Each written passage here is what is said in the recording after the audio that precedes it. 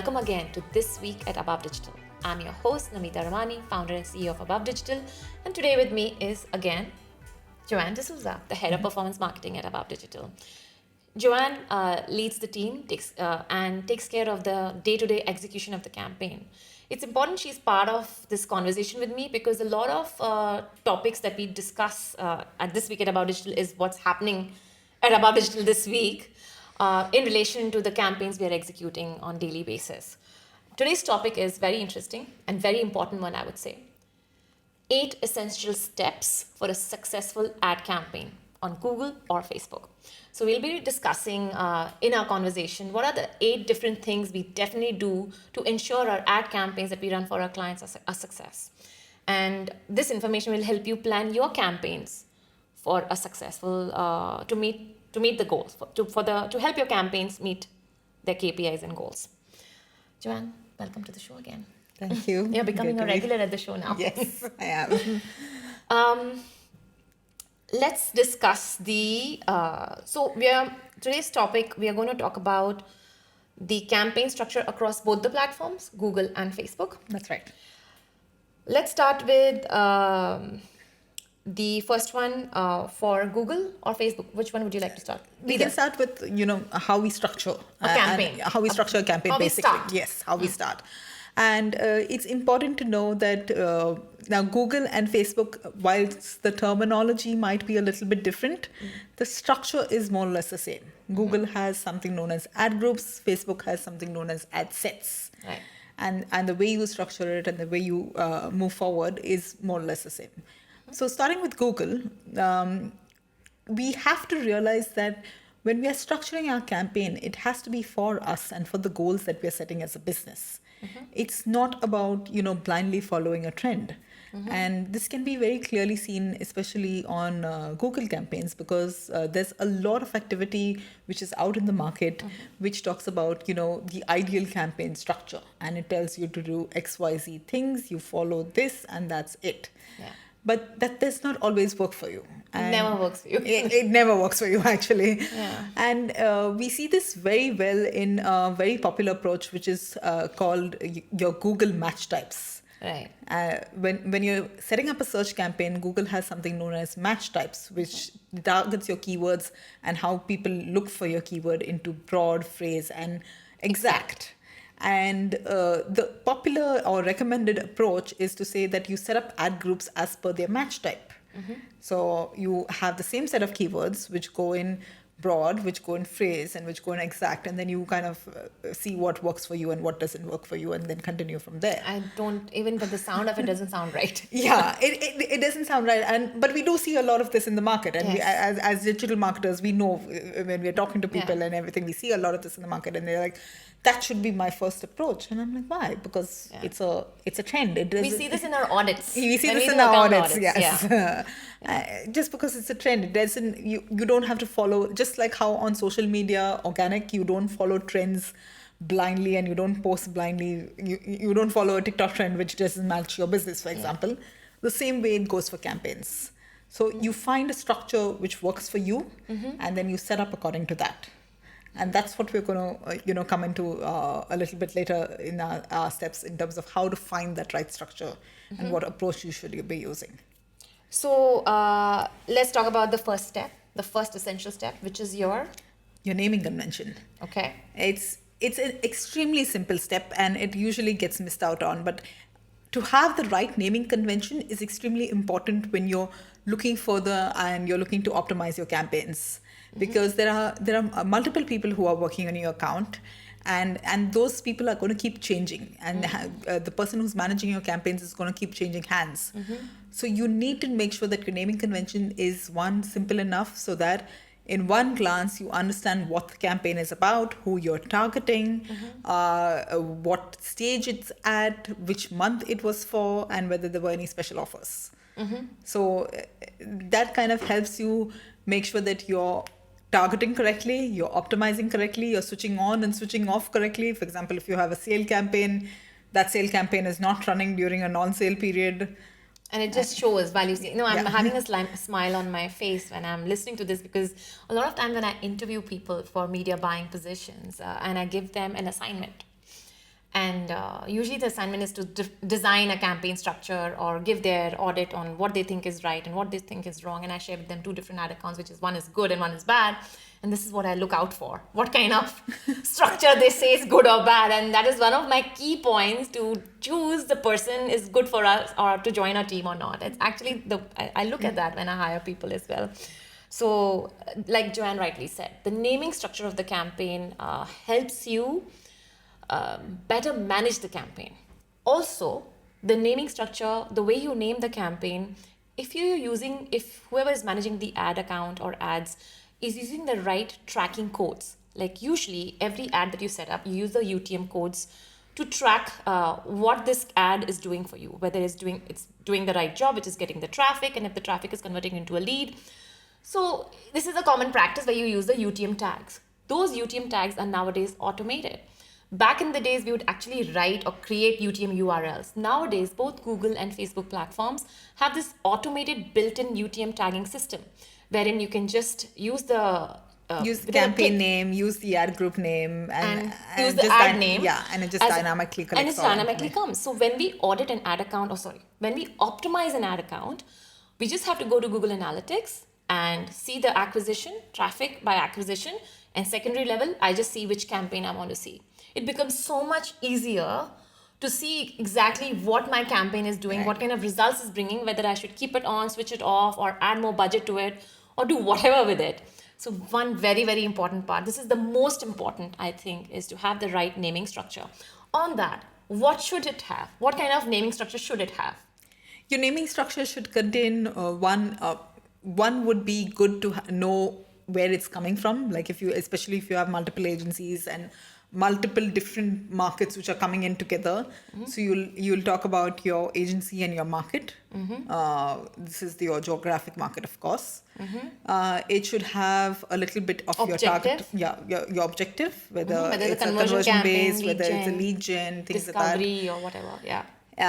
Your target base, if you're targeting interest level activity, if you're targeting remarketing, lookalike, whatever. Yeah. So it also covers your funnel that way. So it covers the top of funnel, bottom of funnel, etc. Mm-hmm.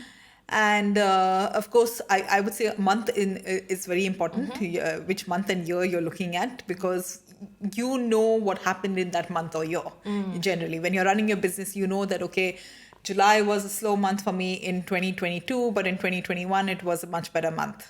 So you want to know which campaign actually, moved along with you from 21 to 22 and how it did. I again have a smile on my face actually, because in all our campaigns, we have like a rule to make sure the month is added, not only in campaigns, actually even in setting up our audiences. I remember the other day I was sitting with Namita and we were making some audiences and I'm like, Namita, don't forget the month. Yeah. So you remember in which month you created the audience. Although there are different ways to find out, because there are different ways to find out which month the audience was created, but you don't want to waste your time. But that's additional time which you're spending, which ideally should be in optimization. You're using that in investigating something which you already have. Yeah. So be very careful in how you name. And does this apply? So if all of this is in the campaign level, what should be the ad group level?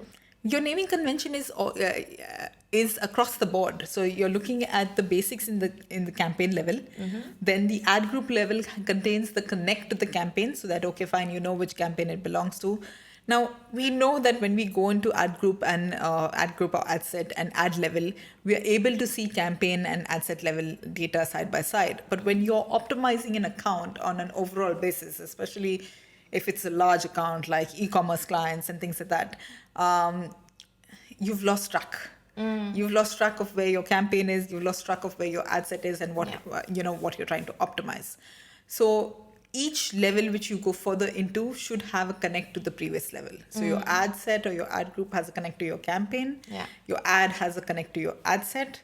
Yeah. And then to the campaign. And then individually on an ad level, I would say you track the ad type, whether it's an image or a video or a carousel, if you're using Facebook, things like that. You track how many iterations of it were there or how many versions of it were there. So, and this is more common for e-commerce, I believe. You will see that you'll create at least 7 to 8 different types of ads within the same ad type. So if I have one carousel, I have at least 7 different types of carousels over there. So I'm tracking and I'm saying, okay, _1, _2, things like that. Or you can find a different way to do that. Or A, B, C, D, whatever suits you. Yeah, whatever suits you. You Yeah. can find that accordingly. And you'll also possibly track if you want to highlight a particular product or if it's a particular sale item or a promo item.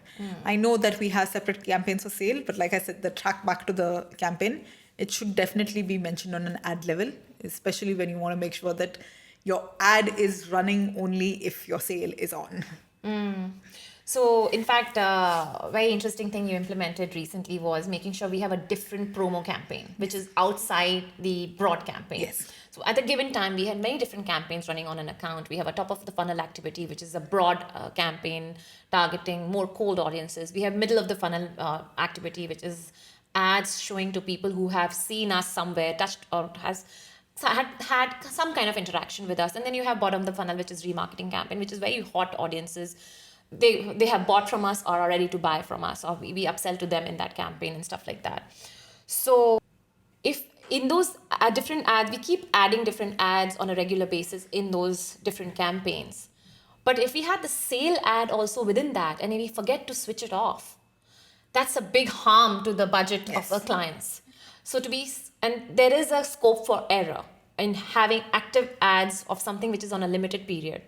That's why I really like what we have done recently is all the sale campaigns and the promo campaigns are a different campaign.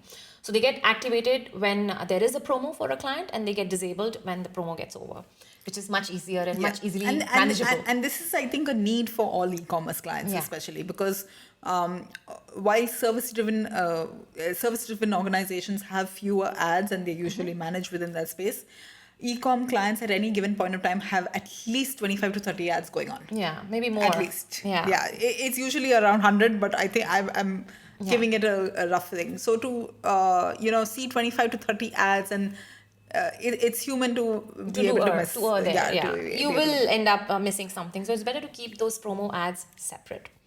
So I think we've covered most of the campaigns, the naming structure.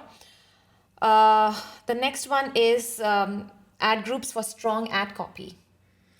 Yes. The second essential part of the campaign. This is actually twofold. So one is about building your ad group structure, and the second is integrating that ad group structure into your copy. So when we talk about an ad group or we talk about an ad set, most of our targeting goes on that level.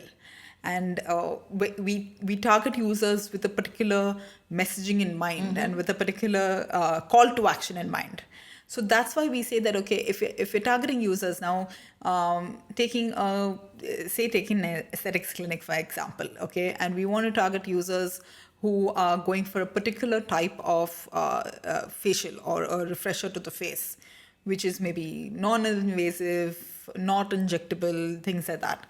Then my target audience is set up in such a way that, okay, we are looking at people who are looking for these non-invasive treatments. So my copy becomes stronger because since I'm looking for those type of people, I'm going to have that in my copy, in both my image copy as well as my text copy. And I'm going to find that relate between my targeting and my copy. So my creative becomes a lot stronger, becomes a lot more effective, and there's a much higher chance of conversion happening from on that. Yeah, Plus, algorithms love such kind of, because nowadays it's all about machine learning. Yes. And when you give algorithms the right naming structure, you're basically having the right naming structure or having the right ad copy within the different ad groups based on your naming structure is giving more learning to the machine. So machine also can correlate and join elements here and there to show the ads to the right people, and thus you get better results from the campaign. And it gives a sense of personalization in terms of creatives. This also applies, by the way, to male-female audiences. Yes. I remember doing this for one of our meal subscription clients, wherein we had female ad group where we had ads related to females or having women in part of the creative. Influencer activity kind of. In the influencer activity. But we can't have women influencer in the male targeting because a man would not care to see a woman eating a burger or, whatever. So then we had to change, we changed the creatives having the similar concept, but with a male figure on it, so that men can relate more to the ad and stop and do Yeah. interaction with the ads. So it's also your visual along with, how you portray your communications, because maybe a woman's going on the same lines, the communication from a female perspective would be more about, immediate weight loss, that kind of activity, whereas maybe from a male perspective, it's not necessarily about weight loss, but it's also maybe about defining more muscle over there. Yeah, so the objective for men for having a male subscription is different from an objective of a woman. So again, that's why the copies change, the creatives change. So having the right ad copy with the right targeting that you're doing in an ad set on an ad group. So that's our second essential for a successful campaign. Now let's go to the third one, which is manual targeting campaigns in networks. Basically having the correct targeting So for each networks. of your platforms offer you the option to target everybody and anybody within a particular campaign. Platforms have tried to become smarter and more automated. Like we said, they're relying more on machine learning, so they offer you smart campaigns. However, the option is still there present for your manual campaigns. And your manual campaigns, in that case, you should be using only one single network in your manual campaigns. And what does this mean for Google and Facebook? For example, on Google, you have your search campaigns, which can be set up manually, which also offer you to advertise search on display networks. It's by default checked. It's a very popular setting used. However, it's not recommended because your search campaign is built for that purpose, for people who are searching. It's an intent audience. The minute you move into a display network, that changes your type of audience. It then becomes a behavioral based audience. So you want to say that, no, I want to look at only my intent audience. I want to show ads only to them so that I can manage my campaign in a better form. Yes, it might be a more expensive campaign.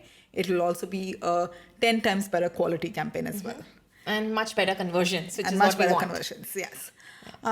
Similar to that, Facebook also has a version of this which talks about audience expansion or having your audience network in play. Yeah. So your audience network very often increases the size of the audience whom you're reaching out to, but that may not necessarily be the right type of audience who you want to, or maybe not in the right mindset. It may be the same people, but they're not in the right mindset when in the network space. Right. So depending on the approach, and if the goal is usually performance related, we would suggest having only one network, which is your Instagram or your Facebook or a combination of that, and not including the audience network when setting up campaigns. I'm going to elaborate here. When Joanne spoke about performance-based means conversion-oriented, wherein you're looking for some kind of a goal, whether the goal is it can be sales, it can be leads, it market can be share, basically more market share, Yeah, or more market e-commerce sales, or leads, or consultations, or calls, which is an action-oriented approach. That is a performance approach. And the other approach, which is more of a broad approach, which is brand awareness. If you just want people to know more about you, in that scenario, you can keep targeting open. You can have multiple placements open. But if you have a performance goal, which is conversion goal, then you should select a select placement where you think you can get the most conversion. You already covered Google. I would like to add on Facebook element here that usually when you create an ad in Facebook, in the ad set level, there's an option for placements. And normally by default, everything is checked. So you have to go there and manually uncheck wherever you don't want it. Yes. So we usually, when we run, for example, when in our performance campaigns, which is more targeted towards Instagram these days, we just choose select Instagram placements. Now, even on Instagram, you have so many different placements. You have feeds, you have stories, you have reels, you have in-stream, you have search, you have explore. Am I missing anything? Associate participants. And other options. So we also eliminate all of those. We try to stick to your home, your feed, your stories, and explore your and reels. Yeah. So even in there, we go very narrow. We choose 4 placements where we feel the audience can interact with the ads very well, because as you choose different placements, the size of the creative also changes with the way the ad appear changes. So that impacts the performance of the campaign as well. That's why the choosing of these placements or the correct placements is so important and one of the essential elements for a successful ad campaign. Going to the next one, this was our third one, right? We're on the fourth one. which is choosing the right organization structure that fits you, which is the sales funnel stages and everything. So the organization structure is a little bit more complex because it deals with you setting your goal. There are two main goals as a business which we look at. We look at either market awareness or market share, capturing more market share. Market awareness is saying that, okay, I'm new to the market, nobody knows who I am. It's a kind of industry where people care more about a name. Like, I'll give an example, and I think it'll be better put out with that. If I'm a clothing brand, the likelihood that people bother about my brand is lesser because they'll also want to see what kind of style it is, what kind of fits I have, and if I'm able to showcase that, then they're more likely to buy my thing, and my brand grows automatically. However, if I'm an electronics brand, maybe, especially for a high value product, which I'm not going to be continuously buying, or even it's a one-time or it's a long-time person. investment, like even a real estate or something like that. It's a large investment. It's a one-time or a longer investment. So there, I'm concerned more about the brand, and I need to make a name for myself as a brand before I go out into the market and try to sell something. I mean, if I'm taking, for example, a house, I'm not going to start a brand today and tell somebody, oh, you know what, I'm a new builder, and why don't you buy from me? It's just not going to work. So in those scenarios, we say, okay, fine, that's what I want to look at, creating market awareness about my brand. And market share comes later. So you decide your objective, and then you build your campaign structure. This objective decides the campaign structure, whether it be conversion or a broad market awareness. Whether it's a conversion or a lead gen activity, which is performance-led, like we said earlier. Or website traffic. It's website traffic or increased just followers. Maybe video views. It can be something as simple as that. I have 10 videos which I've made about my brand. I want to make sure that all these 10 videos are seen in this particular sequence, and then they go out. In fact, a very interesting strategy is something which Abbott had done a few years back, where Abbott is known for their medication, but them as a parent company were not known in the market. So they went out and they said that, okay, fine, this is the kind of activity, this is the kind of things which our medicine does. And they did a whole series in terms of what the medicine does in each aspect, heart disease, reducing sugar, things like that, and everything by Abbott. Okay. So that was a very, very interesting series where the call to action was only the brand awareness. Only brand awareness. It was only watch our video, read up about us, and that's it. Yeah. And it will automatically become top of mind recall when I have a need, and I'll go to the pharmacy to buy something. So if you notice for that 1 year, and that campaign ran, I think, roughly around 2 to 3 months, but that effect happened for the entire year, where people knew Abbott and they knew that campaign for that period of time. Yeah.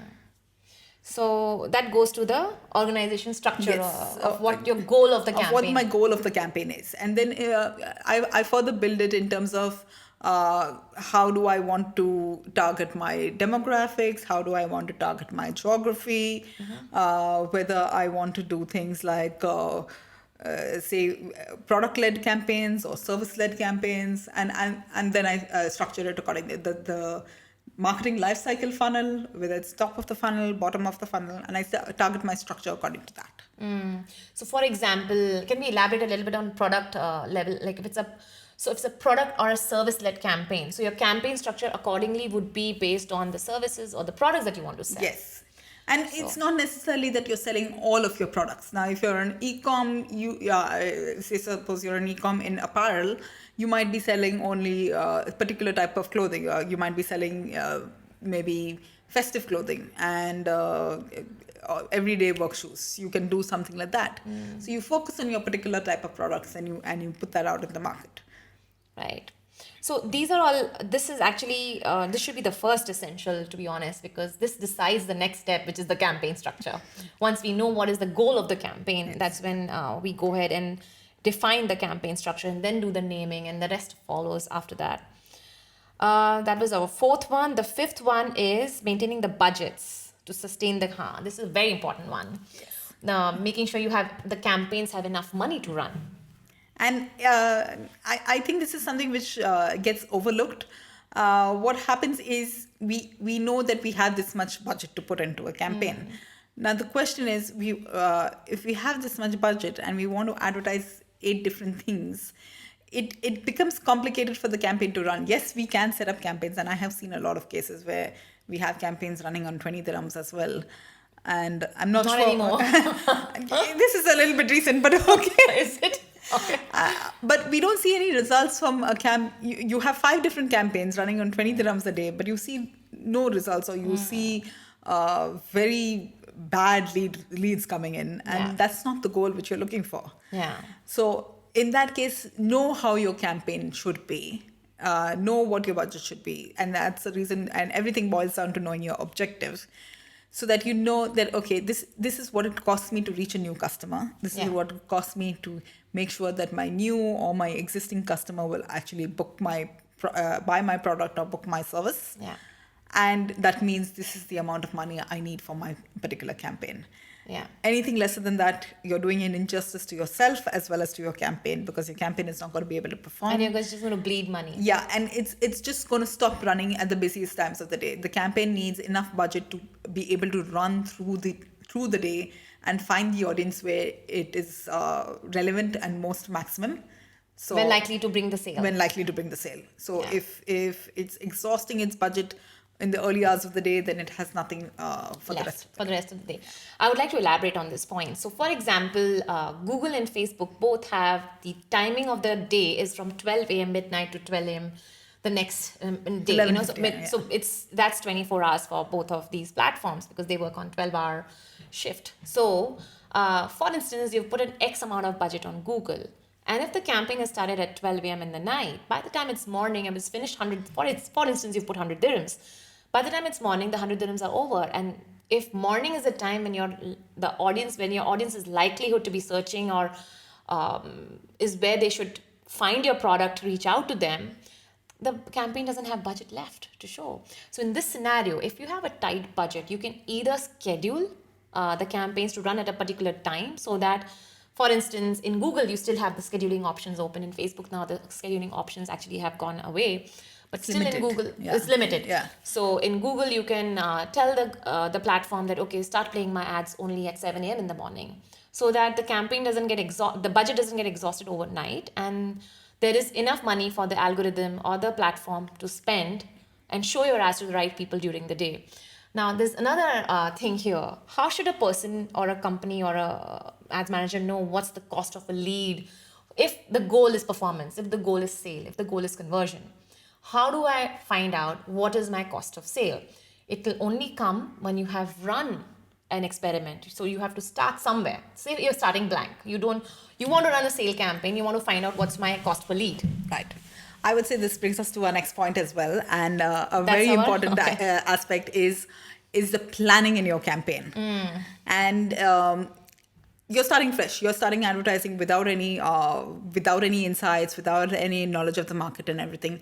You use your planner tools, and there are plenty of them both on Google and Facebook, to give you a sense at least of how much your lead cost will be. Google offers you keyword planners, performance planner, reach planner for all marketing funnels which you're looking for. And Facebook offers you a results estimator, again, for all places which you're looking for. Now, these results which you get from either platform are not 100% accurate, and we have to keep that in mind. They do go up and down based on the platform and basis its understanding of the market. However, it gives you a sense, at least in terms of which direction you go in. And that's where you start from. So you start from there, you evaluate your campaigns for 10 days, for 15 days, for a month, and that will give you a better sense of where you actually are and how your numbers actually are. And then you decide in terms of what I need to go forward with. Right. And to add to this is that once you have identified an estimated cost per lead for you, which means you have to put X amount of budget into the campaign. Now, there are two types of campaign which you can run. For Google, it's mostly daily budget, whereas on Facebook, you have an option of running daily as well as a lifetime campaign. So in situations where we notice that our the budget allocation that a client has given us for daily is not enough to generate a lead for them, we switch the campaign to a lifetime campaign. Now, although lifetime budget campaign opens up the options for giving a... So should we just share just elaborate on the way we structure a lifetime campaign, Joanne? Would you like to do that? Yes, so our lifetime campaigns give us lesser control on a daily level. So there is a chance of maybe overspend, underspend, these kind of things happening on a daily basis. So it's a little bit tricky to manage. But what happens is, like we said, when it's a limited budget, it gives the platform the option to play around with the budget as well. So it allows you to bring in more conversions on a particular day where it sees the likelihood of that higher conversion coming in, rather than saying that, okay, fine, if I'm not sure whether I'll get a conversion, or if my cost per conversion is very high, then you go for days without a conversion coming in. So it allows you a little bit of leeway and a little bit of back and forth to kind of make sure that you have continuous traction coming in. Yeah, this is basically you're giving the algorithm space to bid more or put your auction on a higher level if there's the right audience waiting and they want to show your ads and they want to, consume the budget there. Also, the algorithms then in this case choose to overspend, say, on a weekend, if weekend is where you get the maximum conversion, and underspend during the weekday. But the algorithm decides it's by itself, and that's when the lifetime budget campaigns are they actually work and show results. But like Joanne said, they're tricky. They need different kind of management. There's a different way to extend these campaigns. So whether it's you who's managing the campaign, or if you have your agency if you have someone managing the campaign, sit with them and understand what they are doing, how they are doing, and take a joint right decision for the success of your campaign. So now we have covered 2 there. So I was on 4th, 5th, 6th. Now we are on the 7th one, which is the A/B approach, the A/B testing approach. Yes, I think this is a very key feature which we as marketers as well as clients tend to forget the importance of on a daily basis. No matter how much we say that, okay, we understand what the audience is, and we now have good running campaigns, the market around us keeps changing. Yeah. That market keeps evolving. Audiences keep evolving. The facilities available to them keeps evolving. You have inflation, you have economic growth or degrowth. There's so many things happening in that one market space. And your ads have to keep up with it. So something which has worked for you for the past maybe even 5 or 6 years it suddenly stop working. Yeah, may not necessarily work for you at the moment. And it has happened to us. Yeah. So we have to keep a sense of, what's happening in the market, and we have to keep testing and optimizing from that basis. So there should always be an A/B test plan in place. It doesn't matter what it is you're testing. Some of your tests may not necessarily succeed. They may fail. Some of them may do exceptionally well and surprisingly well. Sometimes you realize that, okay, one particular market which for a fact should not work for you, you see that, okay, you've never in the past you've never really connected with that audience and you've never gotten anything out of it, but suddenly you realize, oh, you know what, maybe 20% of my audience is coming from that market, and that's something which I really need to do. So that happens only through A/B testing and that approach. Now, A/B testing can be through multiple methods. It can be for your targeting, it can be for your creative, it can be for your campaign structure. It doesn't matter what it is, but you have to test and try different things. Test and try different things. Give the right amount of time for each level of testing. The time factor depends on what you're trying to test. If you're trying to test a bid strategy, or you're trying to test a different a different type of campaign, then that's going to need longer. But if you're trying a different audience, you need 3 to 7 days. So it kind of varies. It varies depending from purpose to purpose. If you're just trying to test maybe creatives and copy, you can try that out in a couple of days as well. Yeah. And that brings us to the last one, which is the 8th one, build your promo schedule. It's very important to build your offer structure or your sales structure from the start.